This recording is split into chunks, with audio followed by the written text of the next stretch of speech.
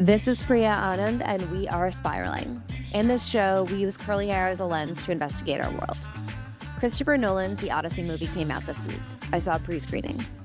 My favorite line in The Odyssey is this one. Athena transforms Odysseus, and the text says, per the translations, she made the hair grow thick on top of his head and flow down in curls like hyacinth blooms. I recounted those lines for you in episode 1 when we talked about how the New York Times describes curly men in Hollywood as having flopsy hair that tumbles like overcooked fusilli. Now, this show has dissected how we as a society have gone from flowing curls and hyacinth blooms to overcooked fusilli, and The Odyssey was part of that cultural analysis for me. So naturally today we discuss the new Christopher Nolan film and what it shows us. The ancient Greeks and Romans were obsessed with curly hair.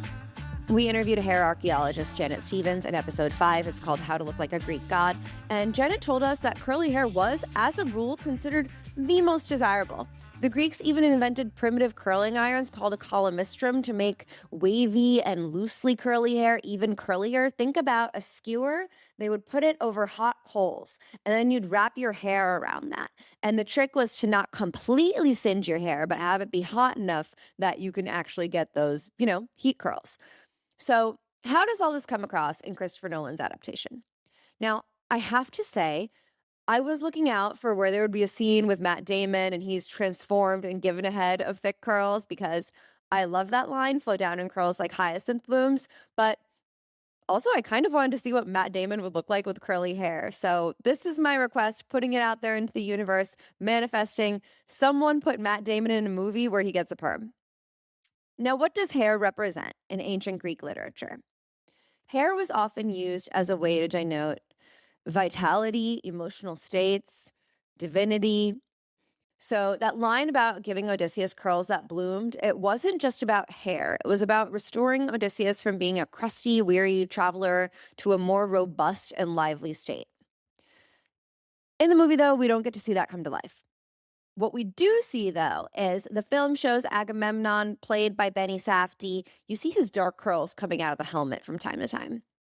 And later, when he returns home from war and he has his helmet removed, he's being bathed in oil, you see a full head of dark curls. Now, I was most excited to see Zendaya representing Athena in this movie, the goddess of wisdom and war. Her hair is mostly covered by a headscarf, though, the entire time. And this is the thing. If you go to Athens, this is how I came up with the idea to interview Janet Stevens about ancient Greek and Roman artworks. I went to Athens and I saw all these Athena sculptures always had long flowing curls peeking out of whatever head covering she's given, whether it's a helmet or something else. But alas, the only time we see Zendaya's flowing curls related to this movie is on the press tour, not much in the actual film. So let's talk about how Christopher Nolan designed this movie. He reportedly told Matt Damon, no wigs, no fake beard, all your hair has to be real. So Matt Damon grew out a beard. He said his kids thought he made him look like Santa Claus. So respect for actually keeping the movie very real. And that, I think, is what delivers such a strong effect when you're watching. Matt Damon said in an interview with Empire that since he had that beard, if he saw the team pulling out a little pot of liqueur to paint it, he knew that they were going back to film a scene where he was a younger version of Odysseus.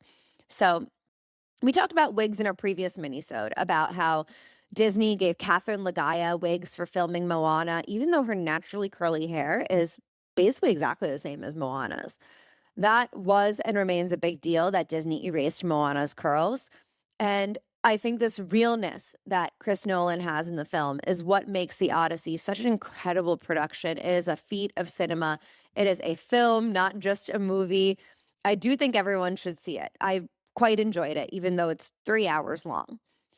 But I've got to say, why couldn't we have just one scene with Zendaya's Athena and long flowing Greek goddess curls? Like, just give my people that. I was rooting for it. I was hoping we would get just one moment in the whole movie, especially because it would be true to the literature. It would be true to Zendaya as well. And we have talked about how Hollywood treats curly hair from time and time again. How the Princess Diaries transformation was damaging for a whole generation of women starting when they were young girls. And why it's such a big deal that Disney erased Moana's curly hair for the live action. You can find those episodes on your feed, along with our interview with Annie Korzen. She was a recurring guest on Seinfeld. She's in her late 80s. She's a longtime Hollywood actress, and she talked to us about the experience of being a woman with curly hair and how she believes it affected her career. And she said that when she was supposed to play a woman who is a doctor, a lawyer, a judge, when she was auditioning for those roles, she never went in with her naturally curly hair. So I was hoping in this one opportunity to have flowing Greek goddess curls, we would actually get to see them. Post your favorite Hollywood curly to your Instagram stories and tag us. We're at We Are Spiraling on every platform. This show is produced by Citizens of Sound, and our theme music is by Lop Gun, who is also very curly. Catch you later.